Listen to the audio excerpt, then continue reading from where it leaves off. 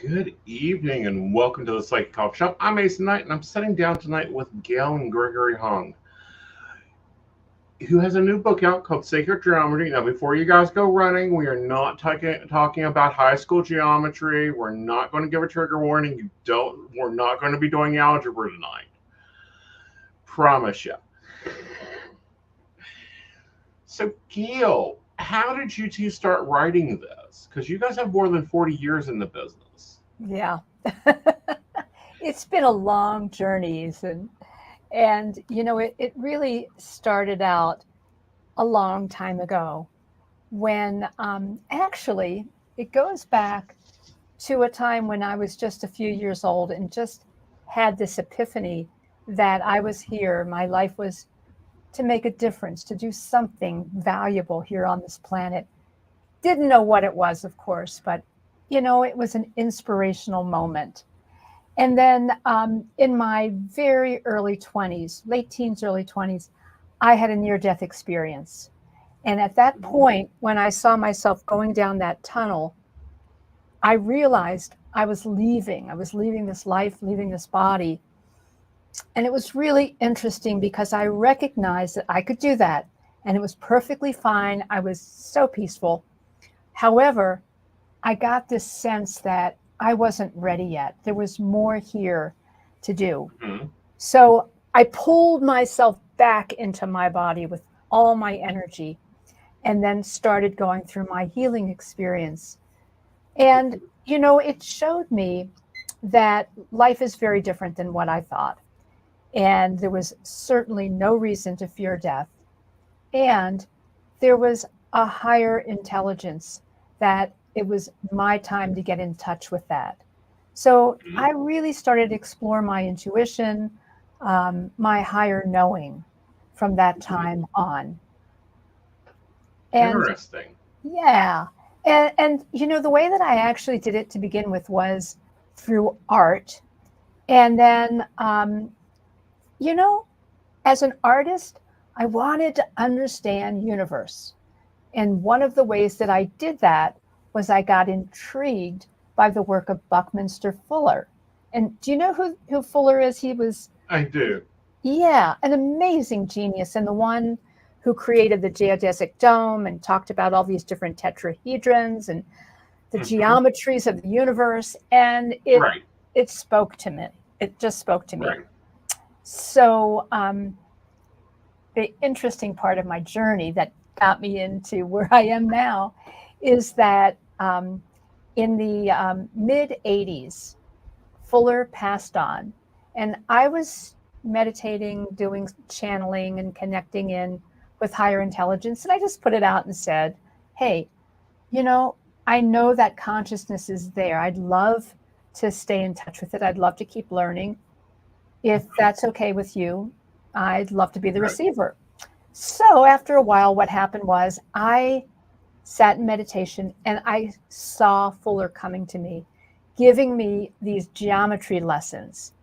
And it got to a point where I said, whoa, I don't have a background in science and math and all that stuff. Right. And if you want to continue with this, I need somebody that we can do something with this. And, you know, it was probably within just a couple of weeks that I ran into Gregory. And here was this man. I was actually checking on my paintings in a place where I was using the space as a studio. And he had recently sold the house to this friend. And I was checking on my paintings. He was checking on his table. And he had a box of these different geometries with all these Mhm. tetrahedrons. And so I said, Okay. oh, you must know the work of Buckminster Fuller. And he said, no, I don't have any idea about that. And I said, well, you need to. So I invited him to come learn more through some of these sessions that I was having to bring in the consciousness of Buckminster Uh-huh. Fuller. Interesting. Now, Gregory, what did you think when you ran into someone with this, and what were you doing with with all these tetrahedrons? Okay, well, that story started for me actually through the 70s. I was pursuing, um, after spending 4 years studying science in, Mhm.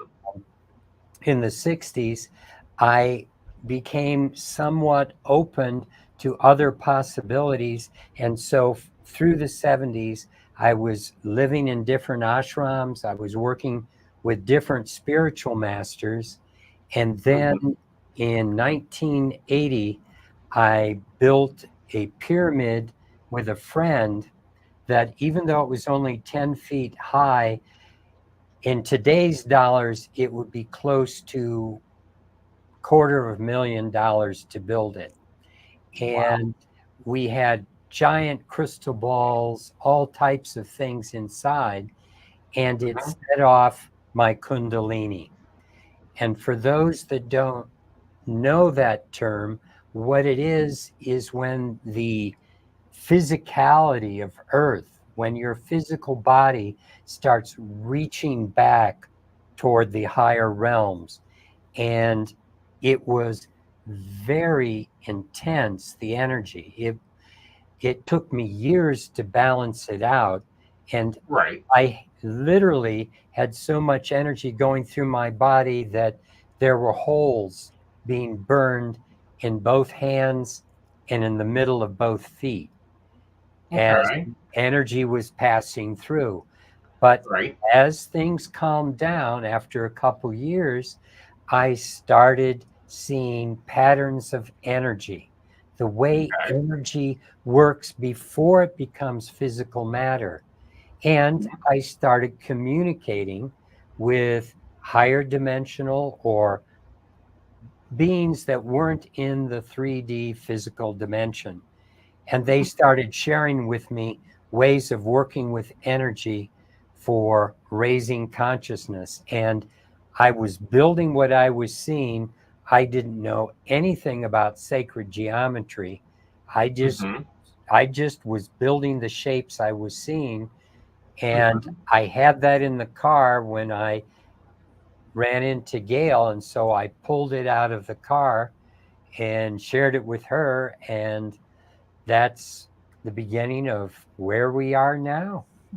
Yeah, and what's quite interesting is like when you study Reiki and stuff, they warn you do not activate that Kundalini, that should naturally happen. Although many masters have accidentally activated it through either accidents or, you know, on purpose. So that tends to open up a lot of things there for you to tap into. So it's quite interesting that you were flowing so much with that. Well, Where does the go for it? it wasn't so comfortable. I mean, and I was feeling like I was going to die from this energy. And I was working with healers and different people, and they were often telling me, we can't do anything. You've got to slow this down or you're going to Mhm. burn your body out. Right. So I had to really work on grounding, eating a lot of root vegetables, not doing anything that stimulated my energy Right. field. Interesting. Um, Now, in the beginning of the book, in your voice, Gregory, you begin talking about planting a eggplant seed and the codes that are built into that seed over the thousands of years. Yeah, that was actually me. Oh, okay, sorry. Well, let me explain something because this is, we wrote the book together, which is an Uh-huh. unusual thing. You know, writing a book Right. is, it's a challenge for one Mhm. person And with two people, you really have to find how you're going to do it together. Mm-hmm. And so that was really a beautiful way things emerged. So there were Right. certain things where I just went for it and got certain conversations going. And then Gregory would come in and he'd rework it, or, he'd Mm-hmm. add on to it and then bring it into his voice. So we go back and forth.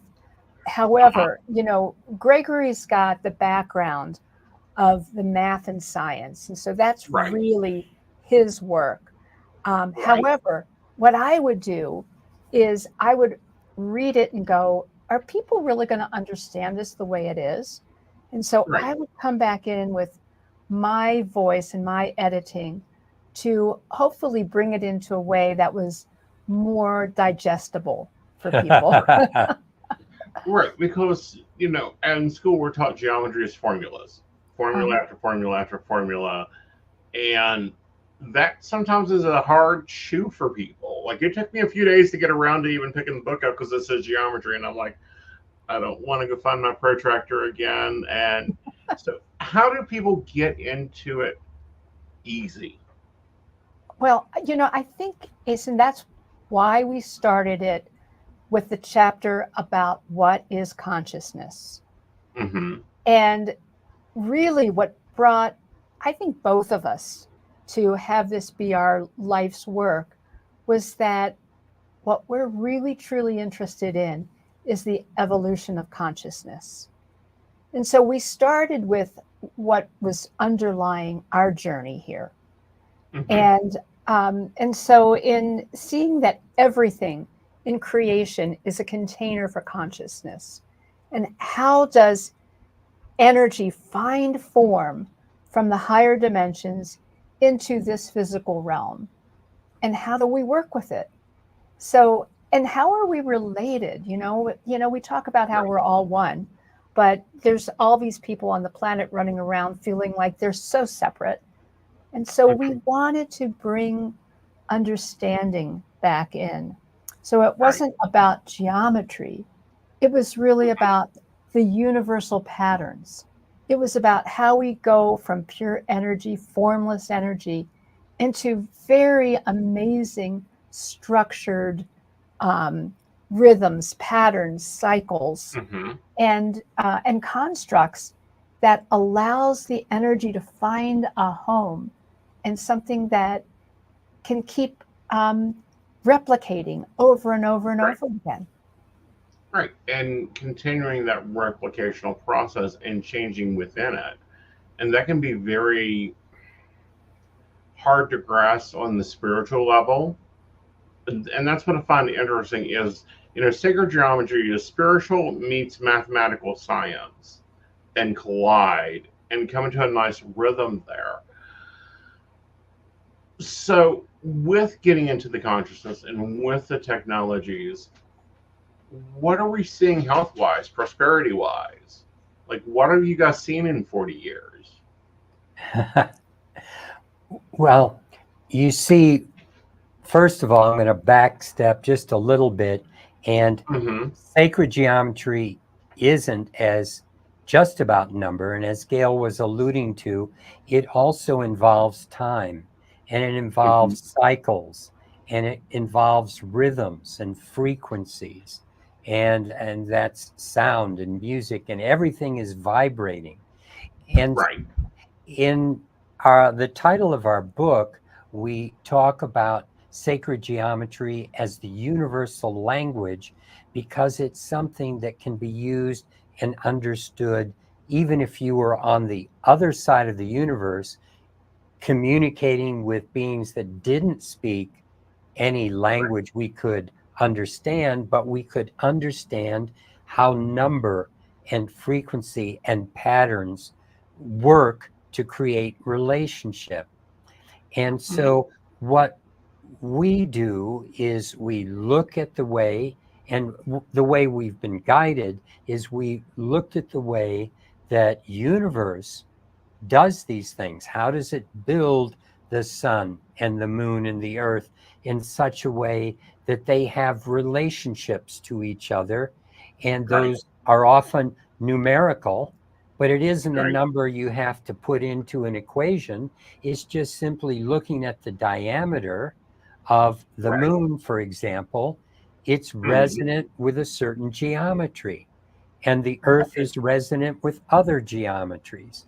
And then when you add the Earth and the moon together, they start to relate in a way where you see, oh, this is how the body is built. This is how Mhm. plants are built. This is the way our DNA is structured. And Right. so what starts happening is when we build geometries or we build certain pieces of jewelry that people can wear with these principles, that they Mhm. are resonant with these bigger archetypical aspects of creation. It's the way Interesting. creation does it. Then Right. we start moving into that same rhythm, into that same vibration. And so, what starts happening for people that are around these tools or wear the pendants that we make, etc., what happens is it opens them up to the bigger part of themselves. Often there are parts of our being because we're multidimensional beings. That Mhm. means we exist on many different levels of reality.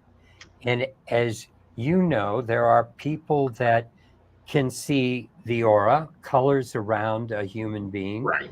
and these are often referencing the emotional body of the person. Mhm. So the emotional body doesn't just exist inside our physical body, we feel it in our body, but it exists around the body as a field and as a Right. field of color.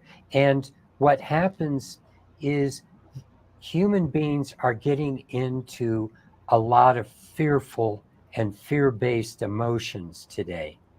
I mean, anger, sadness, guilt, these are all aspects of fear, and they surround the physical body almost like a shield that makes it difficult for the higher realms, for soul, for higher self to come in.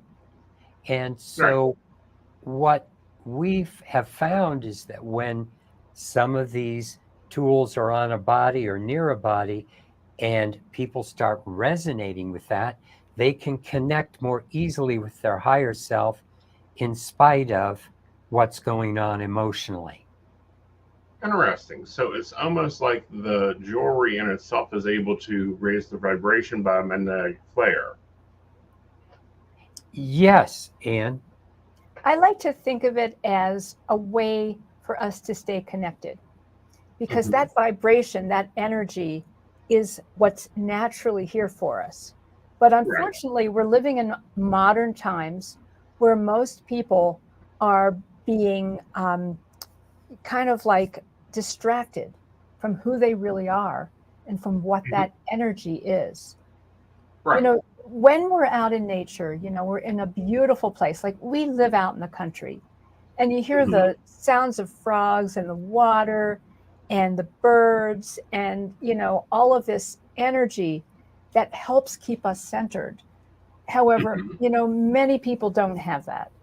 And No. so it gets to be more of a challenge for how do Mhm. we stay connected to really the higher part of who we are as human beings.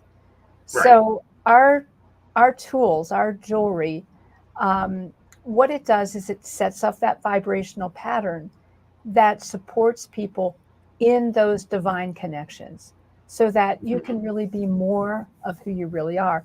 It's not that these things are doing it for you, but Mhm. just like when you walk into a place that feels so supportive, so good, you breathe differently, you feel differently, Right. and you start accessing things in a different way. And so Right. that's really what we've been dedicated to doing is providing these tools to support Mhm. people and just being the most naturally um, the most naturally evolved that they Right. can be. have you played around with materials that the jewelry is made out of? Oh, yeah. Oh, definitely. I mean, the different materials are important if the way you combine different metals. If you ever Right. use certain glues, block energy, certain ones are neutral to it. There are many aspects of materials because it goes back to atomic structure and geometry. It Right. goes back to molecular structure and Right. geometry. Well, and all that kind of ties in together. It's like our computers. They all have two major components in them: gold and quartz, which I find interesting, especially when we're looking like your jewelry. A lot of them are gold based. There's gold in there. We use silver, copper, titanium is Hmm. also an important material that we like to use a lot. And then when you put those into particular shapes, Hmm. and for example, one thing within the pendant is we have an oscillating crystal and it vibrates at a very particular frequency. And its leads move over between two different geometries inside the pendant.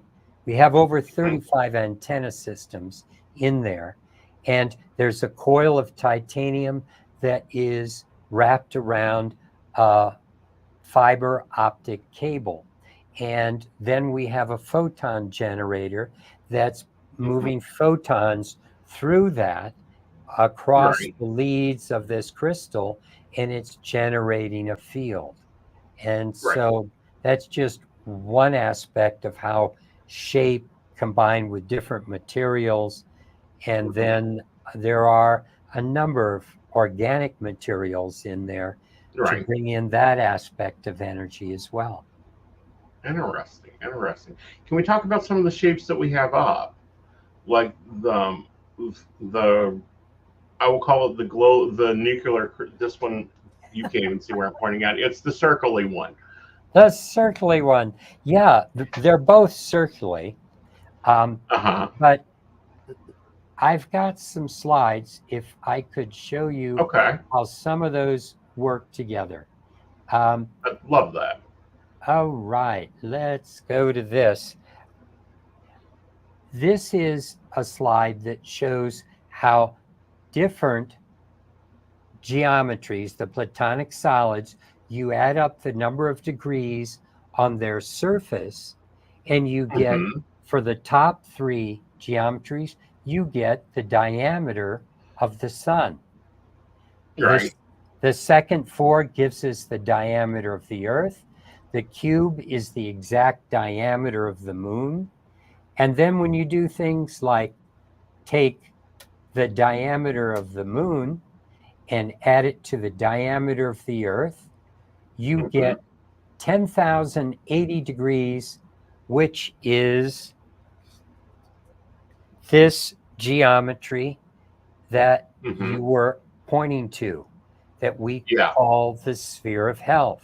So Okay. this is related to this archetype of the way the Hmm. moon and the earth dance together, Right. plus something else that's interesting is that if we look at it, this particular image, it shows Hmm. all these spirals that um, work with something called the phi ratio. Everything from the way sunflower seeds to the galaxy itself are Hmm. different spiral galaxies. And Right. the human being also follows these same proportions right down to our DNA. So this group of geometries, the phi ratio, it Hmm. can be found in this geometry. This also shares those same aspects and dimensions within the way this plays out. So you see, Okay. this geometry starts to relate to the moon, the earth, and the way they dance together, and the way life is created, all the way from flowers to animals to human beings. Okay. And so, And how does the magnetic affect not magnetic the magnetic north magnetic vibration affect with that? You get the same combobule. Does that affect things? um, there are certain geometries, like Hmm. I think that one of the reasons we think of that possibility is because of the Great Pyramid at Giza that has a square base. And in Hmm. that case, because that's very definitely oriented north, south, east, west, when it is aligned, or a pyramid with a square base is aligned with magnetic north along one of the sides, it's going to increase the flow of energy collected by that form. And Hmm. and part of the reason is the way energy comes into geometries is through the Hmm. faces.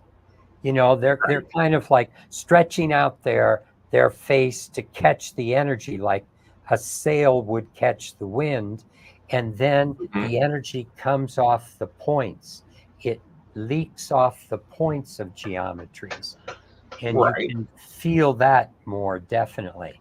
Now, when Yes. you go to something with mostly circles, it's going Hmm. to take it into something that is going to be perhaps what we might call a little softer, a little more feminine in its Hmm. relationship to the way geometries work, a little more integrated rather than the hard angles with points of Hmm. energy with the flow coming off. Okay. Interesting.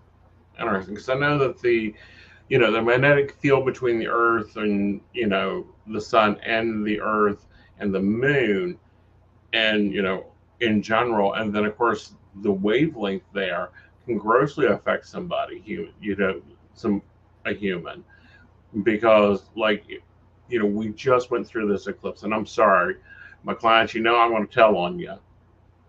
Everybody was going bonkers because of that magnetical connection going on there. Right. Well, at its core, it's important for us to remind ourselves that Mhm. we're all connected. So, what does that mean?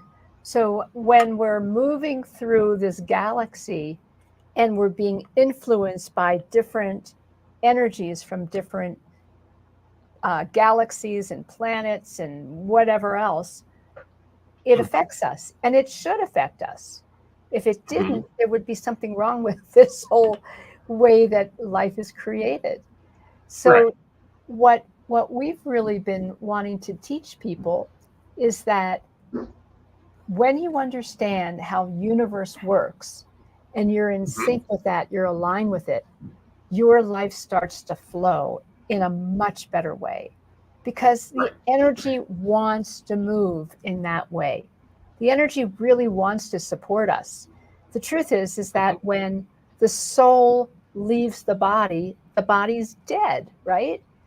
And so Right. the more that we can be opened to that healthy natural flow of energy, the more we're able to use it in a way that's Mhm. life positive for our health, for our prosperity, to have Mhm. quality relationships, all kinds of things for us to be able to show up, not as just a little physical being that's struggling here on this planet, but Right. instead we are multi-dimensional beings. And when we Right. reach into like our intuition, our higher knowing, when we're able to access that those qualities of who we are, life only gets better Right. because we're expanding into who we are instead of triangul or strangulating it so that we're Mhm. trying to make ourselves fit into little boxes. We're not meant to fit into little boxes. We're very amazing creative beings, and we are influenced by all of these universal principles. Very much so, and we're influenced by our environment, which ties into geometry because you can actually you have geometry around you all the time. Literally, the aspects of where you put a picture in a room can change the flow of energy within the room, or where you can put the spear or that type of thing. So with your jewelry, does it come with like instructions on how to prep it or how it should be, or? Oh, absolutely. I mean, we have booklets of information on how to use it and work with it. And we have things online where we have meditations that people can do working with the pieces just to get used to how to ask questions, how to set up your intent and your focus and work with creating your life. Right. Because as we were, and as you were sharing just a little bit ago, there are many things in our reality that Mhm. um, create distractions or blockages. Like in this image that I'm sharing with you now, you have the metaphor of soul being like the boat on the surface of the ocean, pumping oxygen down to you as the human being here on this planet. This is our lifeline of connection to soul, and soul constantly is feeding us the energy to be alive. And on the right are the images of electromagnetic pollution, which disturbs that flow. The negative Mhm. emotions, we talked about how that blocks it by just forming a shield around the body. And stress does a similar thing with disconnecting us from what's natural. And science has even started recognizing that stress is the precursor to many different diseases, basically because we're disconnecting. And then the judgments and beliefs carry us away from understanding that we're bigger and more connected than we are. And of course, toxins are everywhere on the planet now. And this is also Right. diminishing our ability to connect and be the full human being that we're meant to be. Right. And it gets into a lot of stressing, a lot of anxiety that really holds the soul back. That's why we see so much talk of meditation, so much talk of, you know, recreating, of also watching what's being thrown at you. What I mean by that is what you're taking in, as far as like information and that type of, the bombardment of news 24/7 and the bombardment of negative people. And it's important not to take any of it too personally, which Right. is hard for a human being, but Right. that's what we're talking about. If we can expand to the bigger part of ourselves and look down, and I see this character, this Hmm. that's been dancing around for a number of years and will leave in another number of years. And I Hmm. can watch him and say, oh, he used to act this way when someone said that. Now you can kind of take a step back and go, what's the big deal? Right. It's really starting to prioritize what's important in your life. Right. And especially, I think, as we get older, it starts becoming more and more evident that we don't have to go into the reactions we used to. Yeah, it's important to think about how we're sort of programmed to move into automatic pilot. And part of that is, like when we have so much information that's being, blasted at us, the Hmm. way that we're set up is, we can only process so much and we can only respond in so many ways. However, automatic pilot is connecting us to what we've already been, what we've already done. It's the past. It's the programming. It's not being here present in this moment. And so when we're feeling connected to the universe, we are in the moment. We are present. We're creative. We're able to flow with the true creative energies, not just having an isolated experience of having to draw back onto these programmed ways of being. So, for instance, in a relationship, when we're feeling connected and grounded, and we're feeling all the levels of who we are, things won't trigger us in the same way. We're able to be more in our heart. We're able to be more authentic with who we are and not be so compelled to draw back on the things that have not gone right in our lives. And so I think that's really one of the keys to working with our tools is it helps us be present. It helps us be here now and stop. We don't have to be running into the next thing, but instead take a breath, recognize that we're a full human being, and we don't have to have these automatic reactions. So, that's a lot of what this is about. And when people wear like the pendant, for instance, we always tell them just simply, when you get up in the morning, put it between your hands, breathe, and just connect with what it is that you really want this day to be like. So it's bringing consciousness. The more we bring consciousness to each moment, the more we're able to really show up in, that beautiful level of who we are. Right. Now, you guys also have some courses out. Now, do y'all joint teach them, or is that one of y'all's pet projects, or how do y'all do that? We don't have any separate projects.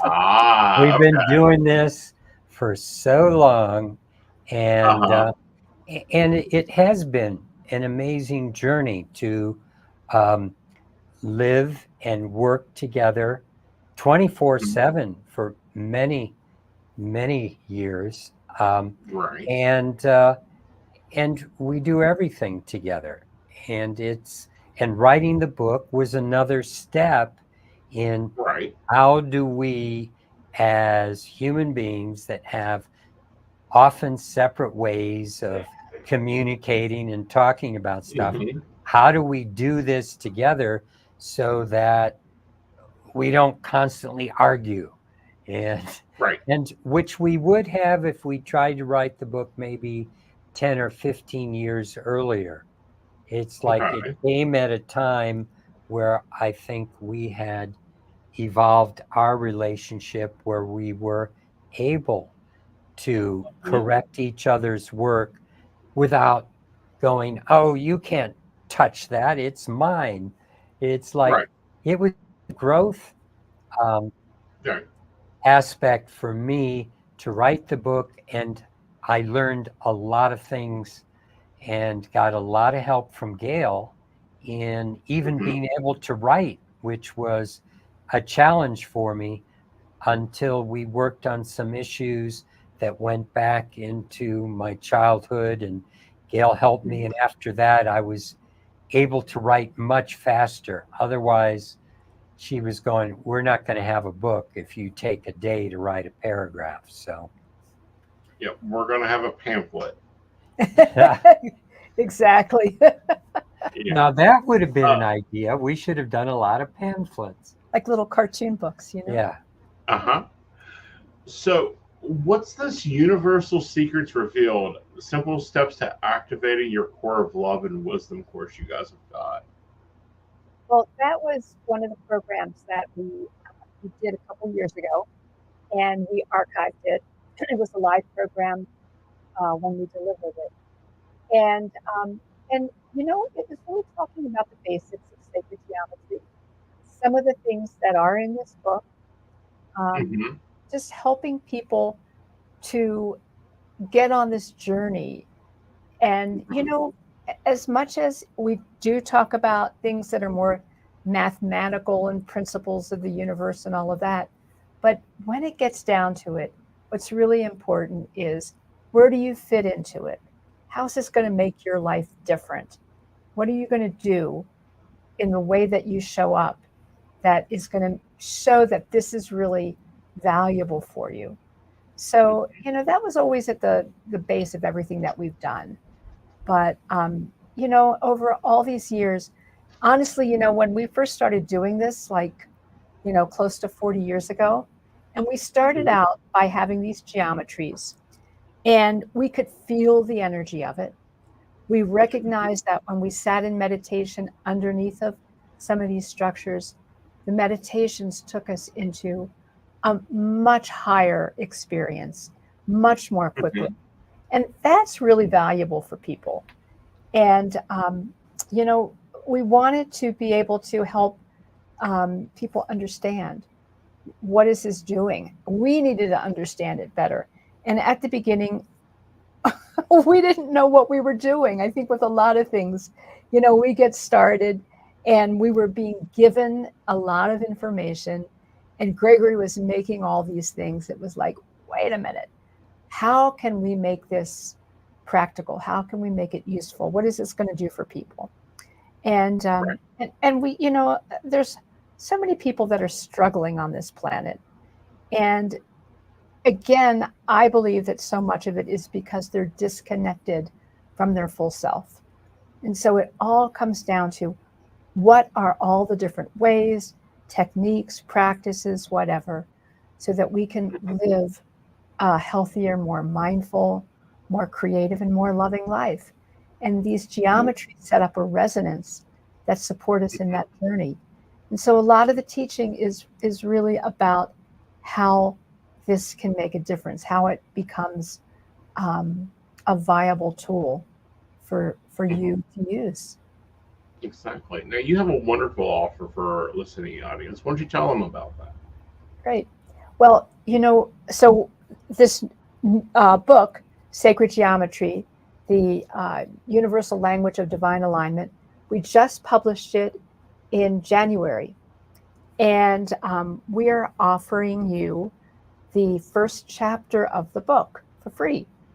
And if you go to iconnectall.com/chapter, and if you're not seeing this, it's the letter I, the word connect, the number 2, and then the word all, ALL.com/chapter. We're offering you the first chapter about what is consciousness. So it'll give you an idea of what this work is about, how we write, what we're thinking, see if it resonates with you. So we'd love you to check it out. And yeah, it's an enjoyable book. It does make you think and look at patterns and look at frequencies, and it ties a lot. Like psychodrama takes everything and kind of goes, oh, well, this ties to this, that ties to this, and here, this is how you put a bow on it, which is very good. So do y'all have other projects you're running? Other products that we make, you said? Other books you're writing? Oh,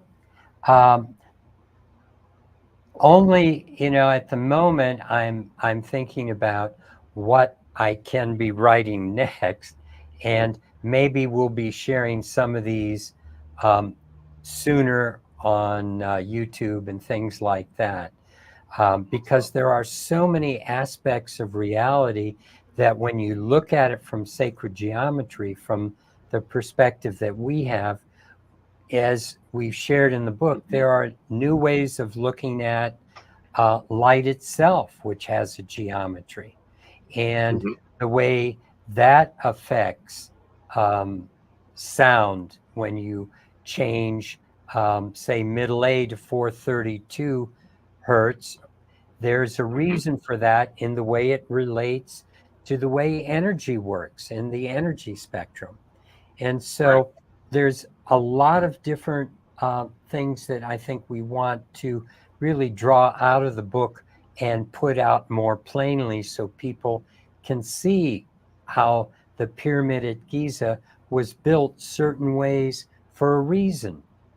And something else, just getting back to the pendant and some of the geometries that I find interesting, is that it changes the energy that people put out as well. And you can see that in that, for example, one grandmother said, what I love about the pendant is that my grandchildren used to run away from me when I would come and visit, and now they crawl all over me. And I had a man who was working at a maximum security prison that said when he had the pendant on his body, the prisoners treated him much differently and much nicer than when he didn't have it. And we've had some of these geometries. We've been told by some lawyers they keep it in their conference room because when they do a deposition, people don't yell at each other as much anymore. And teachers are happier to have it in a classroom. Psychologists are really enjoying having certain geometries above people or around them so that when they are spinning or moving, there is just an acceptance to seeing themselves in the way the psychologist or the therapist is describing, and the client gets it in a new, deeper way. And so it's just fun to see how having the energy shift, even on your body, starts shifting the way people start reacting to you. Things in your life start showing up differently just because you feel good. And you're not feeling good for a particular reason.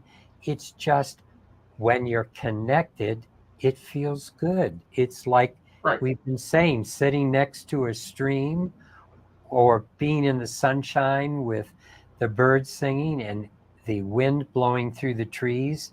You feel that natural order of life moving through you, even if you're in front of a computer and you have a lot of bricks and mortar around you. Right. And that's so interesting. Now, you guys have worked together for 40 years. Yeah. As a tag team and lived together for 40 years, and nobody is underneath a rose bush or, planted in the backyard. That's right. I think that's amazing. It really is. And you know something, I think as the years have gone on, we have a deeper love and appreciation for each other, and really learned how to show up for each other. It's a wonderful thing, what we can really be for each other in our relationships. Right. Yeah, it's special. Yeah. For all of us, it's so special, really. That opportunity exists. Oh, what just happened? Whoops. Okay. We just lost a signal here. Are you getting us? Yes, we're getting you. Okay. Okay. Something weird's happened with our system. Can you see us now? Okay. I can see you, Gail. I'm sure that he'll pop over in a minute. There we go. There you guys are. Thank you guys for sitting down and having coffee with me. And we'll see you again soon. Wonderful. Thank you. It's been a pleasure. And we just invite everyone to check it out and see if it enhances your life. What will it bring to you? Because that's really what's important. The evolution of consciousness and bringing more love on the planet. Very much so. Have a great day, y'all. Thank you. Thank you. You too. Bye-bye. Bye-bye. Are you ready for an enchanting journey of self-discovery and empowerment? Dive into the mystical world of Wicca with our courses guided by Lord Aeson Knight. Unveil Wicca's secrets, explore fundamental principles, and delve into essential topics like deity relationships and the purpose of rituals. Aeson Knight, a third-degree high priest, shares his wisdom through life coaching lessons, guiding you towards a brighter future. Step into the inner circle of enlightenment. Enroll today to embark on a journey toward a more empowered you. Click the link to take your first step into the magical circle. Ready to join the Psychic Coffee Shop Network? By becoming our patron, you'll unlock exclusive content from Asen Knight, host of the Psychic Coffee Shop podcast and co-host of the Mountain Bears podcast, alongside the tech-savvy Techie Joe. Choose from subscription options ranging from Tall $1, Grande $5, to Venti $10 per month, supporting us in covering production costs and beyond. Depending on your subscription level, enjoy discounts on private readings, free access to classes and special events, behind-the-scenes extras, and the chance to participate in station meetings. Plus, you'll get early access to new content and the opportunity to shape future topics. We'll acknowledge your support in the credits of our videos. Don't wait. Brew some magic and join us today as a valued member. Link in the show description. Asen Knight, your gateway to a transformed life. In a world where anyone can claim to be a life coach, Asen stands out as a true professional with the skills and qualifications to guide you on your journey to success. So why invest in a personal life coach? Let's explore the game-changing benefits Asen brings to the table. Ever find it hard to stay committed to change on your own? Asen's expertise ensures you stay on track. With him as your coach, that internal drive kicks in, motivating you to keep your promises and achieve your goals. Making a change is tough, but Asen makes it 1,000 times easier. He's your unwavering support, guiding you through challenges, pushing you beyond your limits, and believing in you even when you doubt yourself. Friends are great, but they may not always want to see you succeed. Asen, on the other hand, is dedicated solely to your success. He removes negativity and limiting beliefs, giving you the tailored support you need. Forget endless hours deciphering advice from books and videos. Asen is your shortcut to effective change. He saves you time and money by offering personalized attention, guiding you toward the tools and lessons that will truly work for you. Ready for a better tomorrow? Book your discovery call with Asen Knight now. Take the first step toward the life you've always dreamed of. Asen Knight, your partner in transformation. Start your journey today.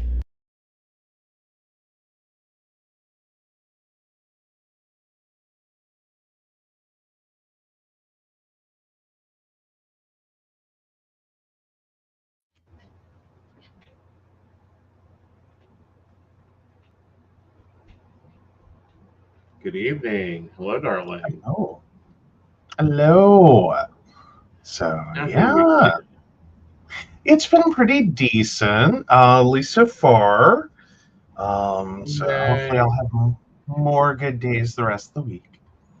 Yes. It's the So hope. my interview was quite mathematical. I think you'll dive into it and chew it up like you do numerology. Ooh. Well, I was backstage for some of it. And Mhm. yeah, very, very cool. Sacred Yeah. geometry. Even though I hate geometry, can I just point that out? Like, I hate geometry. How are you in computers and hate geometry? Trig and calc. I've had the breakdown conversation. It seems like people are only ever good at 2 out of 3. Right. It's either trig and calc, and then geometry, you hate it. Geometry and Right. calc, geometry and trig, it's 2 out of 3. Right. Geometry does nothing for me. Ah, okay. Yeah, trig and calc all day long. Geometry doesn't do a thing for me. See, I can do geometry and calc. Trig drives me crazy. Uh-huh. This is my theory about anyone you talk to. If you mention the 3, it's Right. about the same response. There's always one. They're like, oh, I hate that. It's either calc, trig, No, or it's not I hate that. It's if I'm going to do that, you're going to have to get me stronger vodka. Mhm. Well, and that's mostly what it comes down to is that it's like your mind works for 2 out of the 3, but then that third one, Right. your brain's just like, what? What? Like you just stare at the equations, like, what the? Right. What are you trying to tell me? But anyway, but I know, totally kind of different concept. Right. It's Hello, geometry. Miss Brenda. I hope you enjoyed the interview. Right. So, guys, it's time to switch into our favorite segment. Are you the asshole? All right. Am I the asshole for continuing to be the Disneyland dad? Hello, everyone. I'm new to Reddit, so if I make mistakes here, sorry in advance. I'm divorced from my wife, June. We have one daughter together, Claire. We divorced on bad terms after I lost my job in the pandemic. Came home to an empty house and a note saying she needed someone who could, quote, give her the lifestyle she and Claire deserved. I didn't see Claire for a while after because of pandemic restriction on court proceedings. However, I was one of the lucky ones who came out of the pandemic better than I went in, and I'm now in fantastic financial shape. I have 50% custody of my daughter, and I'm trying to make up for lost time. This means since the world has opened up again, as long as Claire does well in school and helps with her chores, the weekend she's with me, we will do whatever she wants. Usually things like museums, movies, nearby national parks, festivals in our city, etc. Yesterday, I went to pick up my daughter from school, and June and her husband were waiting there and asked to speak to me. They said that the businesses he used to run took a massive hit during the pandemic and have never recovered, and that it's meant they've had to scale back their lifestyle significantly, including June getting a job. They then informed me that June was pregnant and they didn't want my spoiling Claire to affect the relationship between the two kids, as they couldn't do the same for their baby. I told them that I had no intention of changing how I raised Claire because she was a great kid and deserves to be rewarded for her good behavior. The conversation devolved from there, with June finally screaming at me that I was just some damn Disneyland dad using his money to get back at her. At the time, I didn't think I was wrong, but since talking to my girlfriend and some friends in child education, I'm wondering if I am the asshole for setting my daughter and her half sibling up for conflict. No. I understand the concept. Right. Here's the thing.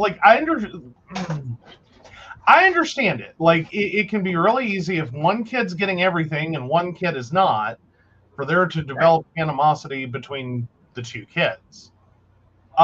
Which is unfortunately a consequence of, that's your father and this is your father and this is our financial situation, that's his financial situation.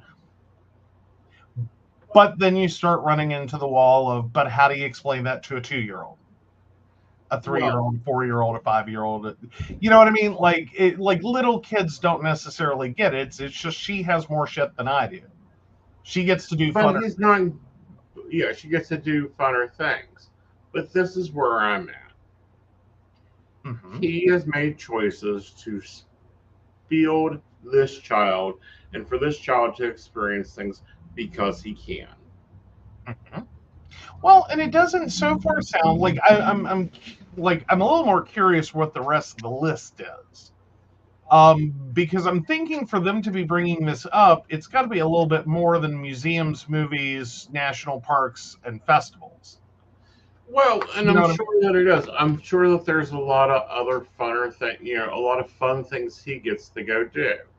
A lot of places that he plans to take this child. Yeah, which again, Right. I think as a parent,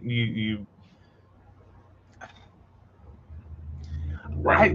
I struggle with the word right to do that, but Right. this is trying to make that balance between one situation and another situation, knowing there's two kids in the middle. How would you even go about trying to rebalance that? Right. You know what I mean? I sort of have this moment of I don't not understand the concept that the wife's bringing up. I just don't know how that becomes your ex-husband's problem. Right. You know what I mean? this is kind of the unfortunate side of, being a modern family, of having, one child with one person and one child with another person, and that whole blended family moment is that, your older daughter is going to have more advantages. Right. Like, at least right now, given the current circumstances, given their current, thing. Right.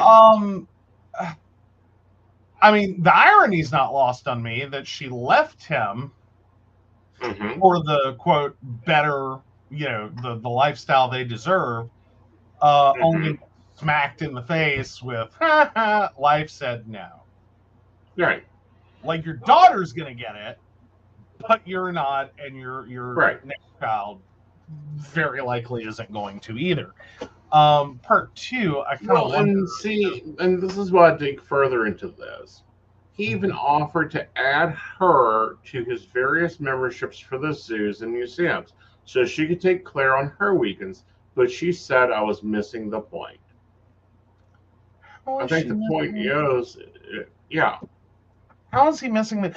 Again, unless she's talking about something like they're having two conversations. Right. Like, he thinks it's about, like, museums and movies and national parks and festivals. Right. And she's somewhere else with it. Like, it's the computer and the cell phone and the, you know, like,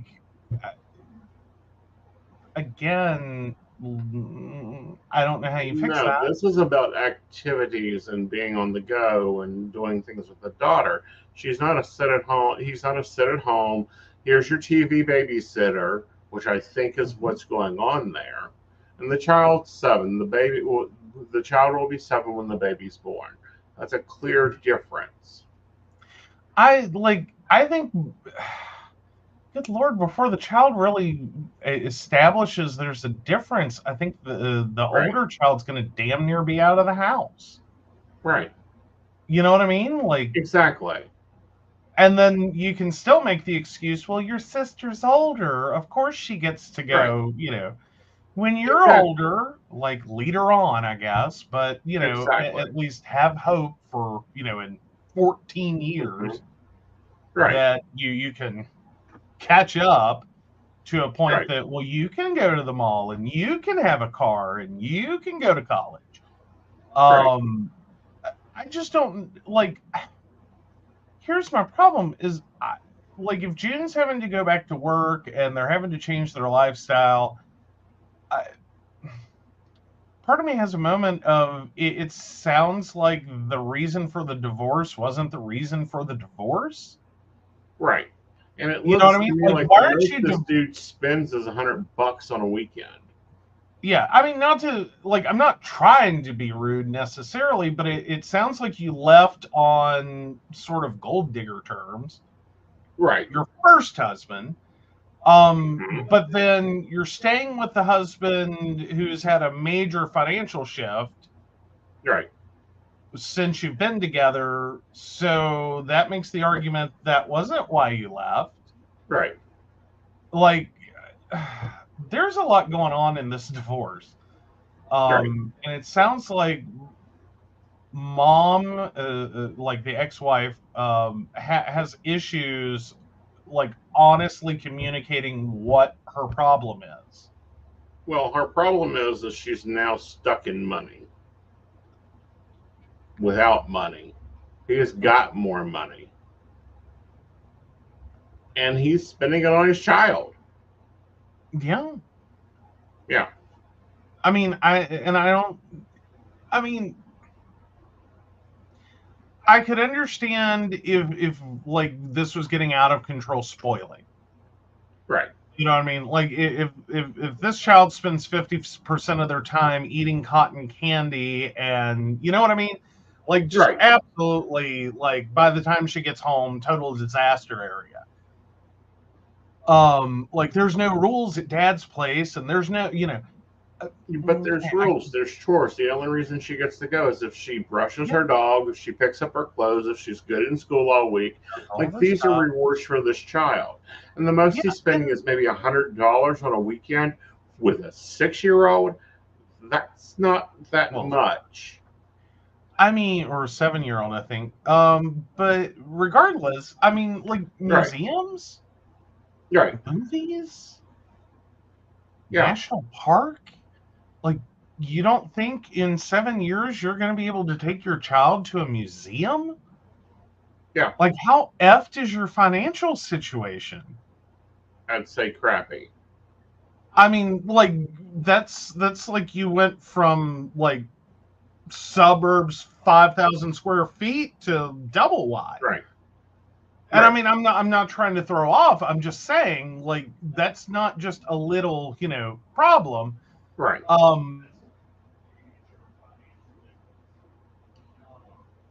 Hold up. Catch up. Come on. Let's go, video. You can do it. There you are. All right. So that's not just a small change in circumstances. That would be like catastrophic. Right. Um, but then again, I mean, that also sounds like there's also no future hope. Right. Like again, I like your 1 month old doesn't give a shit. Right. Your 2-year-old's not going to give a shit. Right. Your 5-year-old's going to start to notice. Right. Your 7-year-old's going to figure out something's up. Right. But hell, by the time this child's 14, Claire's going to be a 21-year-old. Right.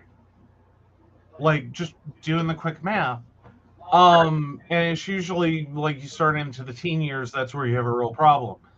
Because typically this is a problem with kids that are also close in age. So is it a possibility that ex-wife is just not understanding the age difference?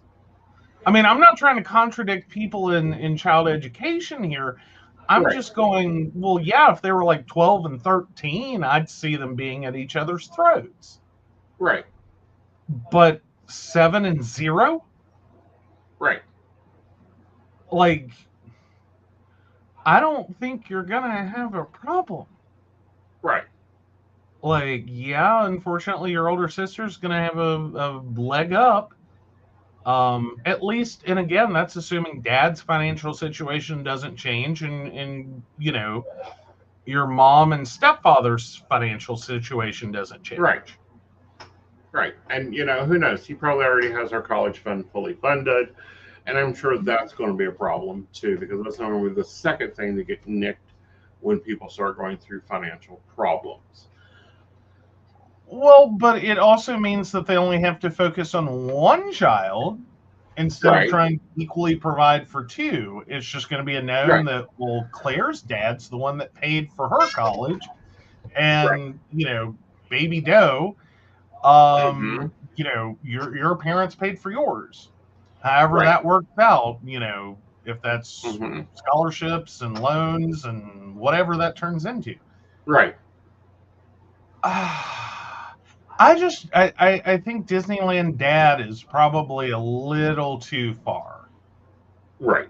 Like, so I'm going to go with not the asshole because I don't even think you're the Disneyland Dad. I think that harkens to the idea that you're an uninvolved parent who just dangles, money and garbage in front of kids for love and affection and then, doesn't do anything to actually raise their kids. Right. No, I think you're doing a lot to raise your child. I just don't know if you even need to be concerned about this. Right. And I would look at her and go, tough luck. I'll deal with what my child wants on my time. You can do with what she wants on your time. Yeah. Yeah.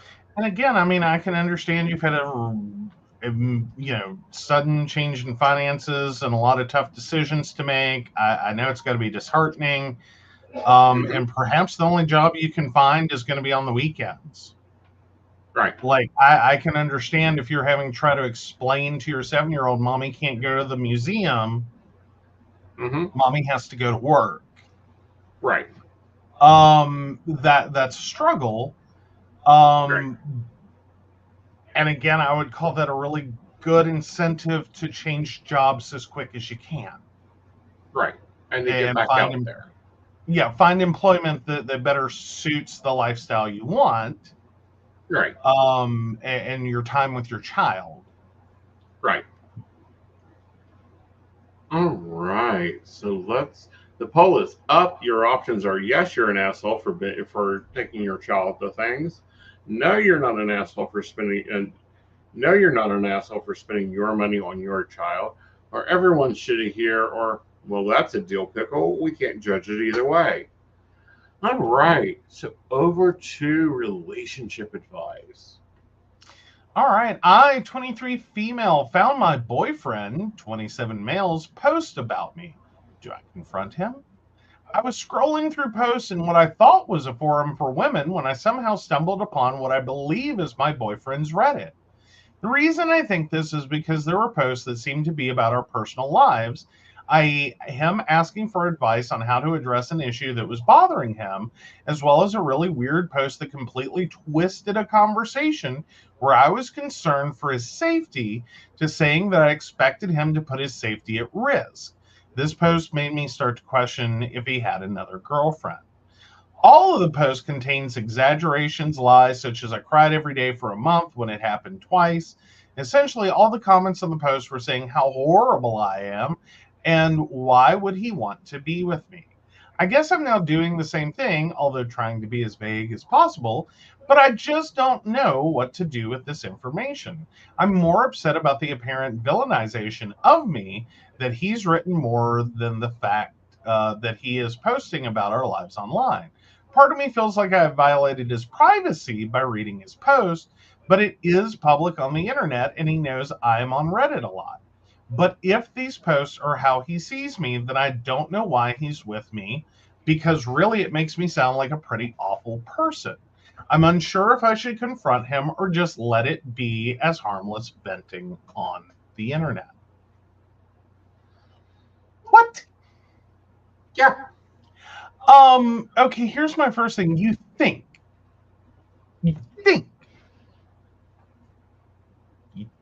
it might be your boyfriend's account. Mm-hmm. You're at least seeing similarities. Right. Without knowing the post, like, are we talking about all about one issue that you've had, or are we talking about, like, no, it's a pretty good safe bet that, like, the odds of two people having this, and this really weirdo thing all happen Mm-hmm. Right. would be really overboard. Right. Like, practically a DNA. Right. More evidence. Okay. The posts were about things that had happened, such conversations we had had that were posted the same day or the day after these things occur. Part of the true content very much detailed for it to be someone else. Okay, so you have proximity and detail. Exactly. So you're getting close to finger. Right. Like, if it ain't him, then I want to meet who it is. Yeah. Right. Like, he got twin. Uh-huh. Fair enough.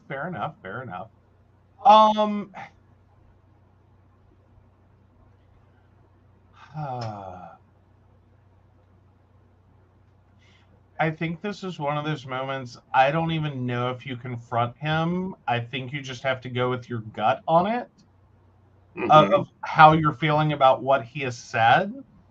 Because I don't think there's any going backwards on it. Well, there isn't. Yeah. Now, personally, I would reply back. Comment back with advice. Just me. So basically fire his hidden account with your own hidden account and try to correct the situation with advice. Right. I mean, if you like pina coladas, Um, I guess there's an option there. It's like how long till he figures out. Like until you slip in conversation in your responses and inadvertently, drop the ruse. For better or worse, whether it's like, oh honey, you're, and suddenly it's like, this is a little too personal for Reddit and you seem to be stalking me. From forum to message, and saw you seem to post, like, yeah. Something went wrong. Try again in a few seconds. See, that's what I'm thinking happens. Like she's with me.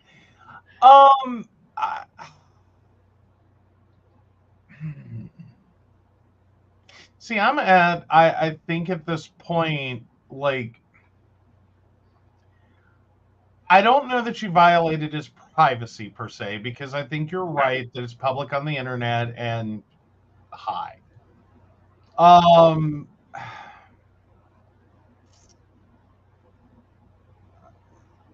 think it was definitely a mistake to publish enough detail. But I'm also wondering if this is like shitty first draft. Like you never meant for her to read it. Right. Like, you know what I mean? And so you got it out the shittiest way possible. Right.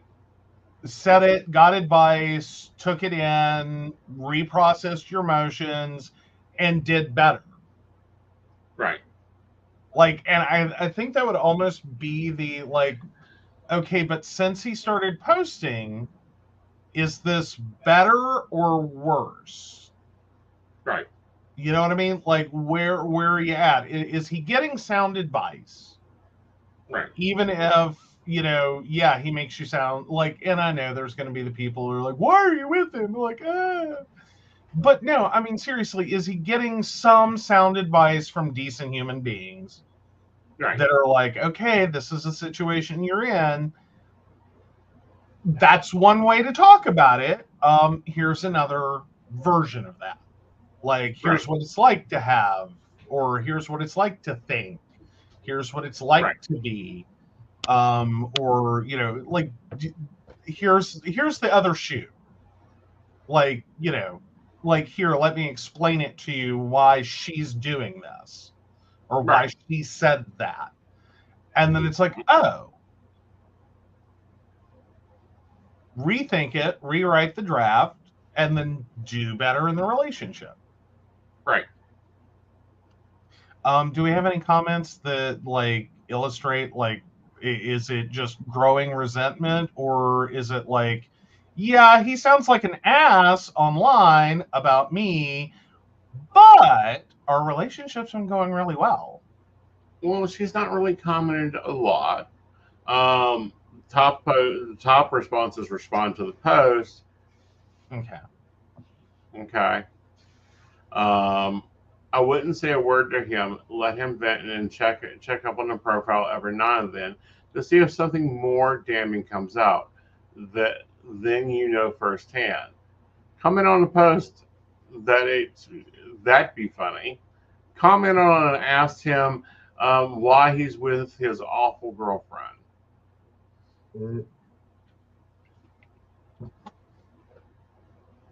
Well, then you have to kind of hope that he engages more than she has. Right. You know what I mean? Like,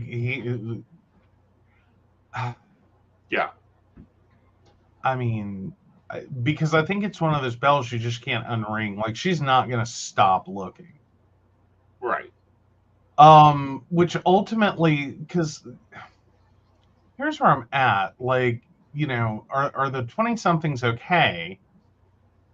Is kind of where I'm at, because functionally I'm not really seeing where they have all the same supports that, like, we grew up with. Right. Because, like, I have it sounds like he's turning to Reddit for things you would normally say to your best friend. Right. You know what I mean? Like, you would call up and be like, my son of a bitch of a husband, you will not believe what this motherfucker did. You know what I mean? Like, he's doing that. Which with your best friend is like, Okay. What did he do this time? Right. Okay, You know. here's how we work around that. And then, the best friend just, oh, all right, you drama queen. Like, calm your ass down. Right. Or, you post on Facebook about him and it's like, yeah, whatever. Then you make it a thing like that better be a fucking Facebook post.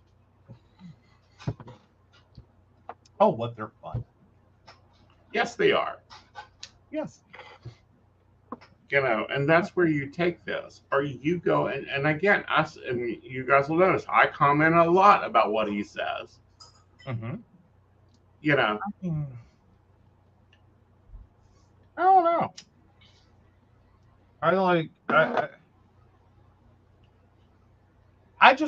don't know if she's going to be able to think about it perhaps in terms of this is a shitty first draft. This is getting it out. What you think, what you feel, how you feel it, no matter how shitty it sounds. And then go, okay, stand back from that, look at it and go, that was unfair. Right. You know what I mean? Like, again, if you're talking to your best friend knows how to moderate through your bullshit and be like, but is that really? Right.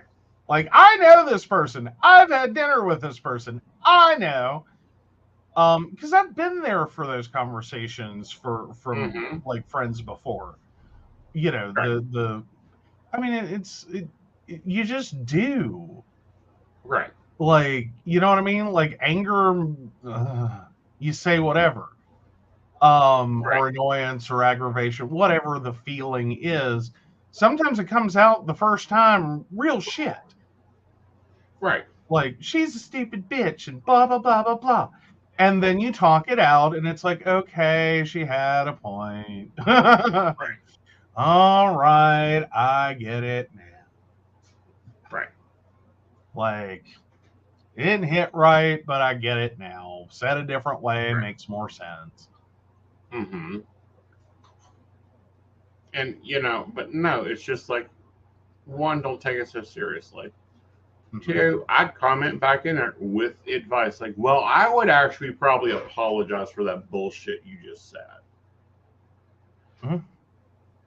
Mm-hmm. Give advice. You'd probably respond with something like, you need to apologize for what you just said on Reddit to me in the living room. Yes. So, yeah. That's mm-hmm. I mean, and I think people get really confused when we both post. Okay.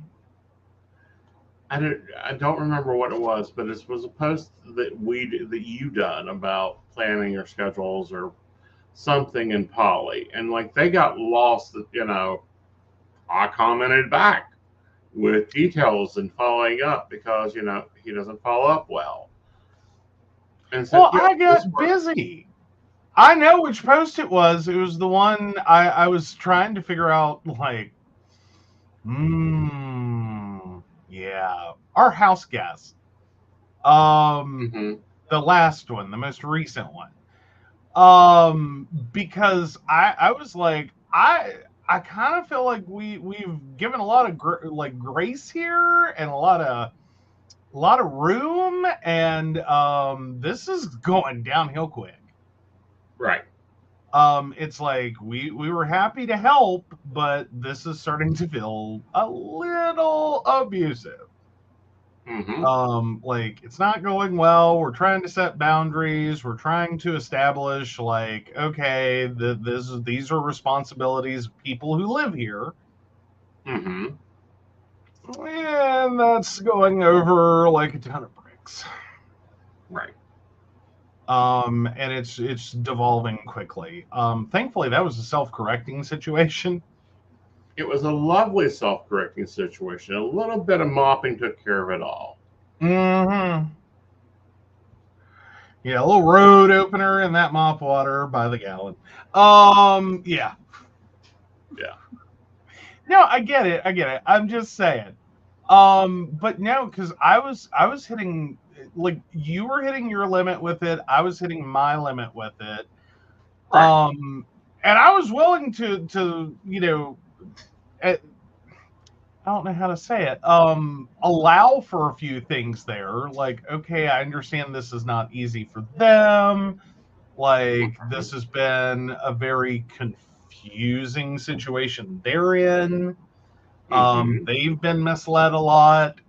They were told one thing and then someone did something else. So I understand they thought this was going to be very temporary, like a week, like we were originally told. And then a couple of weeks turned into like it was going to be, what, 7-8 months? Yeah. What we were looking at. And it was like, oh, sweet Mary, Mother of God, I don't know how we're going to do this. Like, that was the point when I like started to have a breakdown of like, I can live the way we've been living for like another week or two. But the light at the end of this tunnel is very dim at like multiple months. And then thankfully the situation changed itself. They found someone to go be with and they got all excited and they were grown adults, so they took off and did what they wanted to, and for whatever, I don't know how that turned out. I don't care, because that's basically where I got to with it. Right. Like, but and we were looking for solutions because I don't know everything. And well, it's like we were hitting that moment of you don't have to go home, but you can't stay here. Like, don't care where you go. Like, but we've hit our limit. Like, we're done. Like, we can't do this. And it's because like we live a very structured life. We have. Yeah, and there was a lot of misunderstandings about that of like trying to communicate boundaries. And granted, even in that last couple of weeks, we found out a whole bunch of stuff that we didn't know. That suddenly, I will say, in their defense, totally in their defense, we found out a bunch of things we didn't know that made some of the behaviors, at least, make a lot more sense. And it's like, see, if we'd known that part, then I think we could have processed some of these things differently and been like, oh, yeah, that's probably going to happen. Yep, I get it now. Because we thought it was one situation. It turned out there was a whole backstory. And it was like, oh, holy crap. Like, nope, didn't know that part. If I'd known that part, would have behaved differently. And would have planned differently. Yep. Would have had different expectations. Would have had different, like, yep. Yeah. So sorry to dangle the carrot of juicy drama, but I'm not. I don't think this is a situation someone needs to be put on blast for. Right. Like, ultimately, they weren't a horrible person. I don't feel like the world needs to be warned about their existence. I think they had issues and probably needed a lot more help. Yeah. Just the kind you get from a professional, not the kind you stash someone at someone's house. Right. And expect them to figure out and then correct. Right. Yeah. Right. So, with all that, I would, comment back to the boyfriend and give him advice because apparently he's looking for advice because he ain't listening to you. So maybe, create another account and go, well, maybe you ought to look at it this way, or maybe you ought to see it this way. Not judgmental. Go in there as friend, which is what you should be if you're in a relationship with him. Yeah. And go from there. Yeah. Try to get to a root understanding of why he's saying what he's saying, the way he's saying it. Right. I think that's a fair approach. I think if you're less confrontational, if you don't want to interact directly, then I think you really have to try to at least process it from shitty first draft. And if you're not familiar, Brene Brown does a wonderful explanation of those words, and they're very useful. Is, you know, the story that I'm telling myself right now is. Right. And then you challenge it. Is this true? Is that valid? Is this fair? Right. And so sometimes you just have to get the shitty first draft out and then stand back and go, is that really how I feel? Yeah. And I think that is a Reddit problem, or any posting site really, is that sometimes all we see is the shitty first draft. Right. And you don't get the nuance or the detail or the understanding or even the other side. Unless it comes in the form of people who comment, right, that have been there, done that, know the other side of this. Let me tell you what it's like. Right. So, I wish you luck. All right. So the poll is ended about if you are a Disney dad. And the answer is you're a dill pickle. Ooh, don't know what to do here. Yes. I think that's fair. I think it's definitely a confusing situation. Right. So I wish you guys all the luck in the world. It sounds like y'all really need to sit down and learn how to talk. Right. Because y'all are entrenching on I'm right, no, you're wrong. And I don't see this going well. Right. So you got to get over that. You can't raise a kid in a battlefield. No. Especially one that sounds like a great kid. Yeah. Like, you can raise a child in a battlefield, but let me tell you right now, and a lot of experts agree, it doesn't turn out good. Right. Like, don't raise kids in battlefields. It's a bad idea. Exactly. All right, guys. Thank you for watching. We will be back.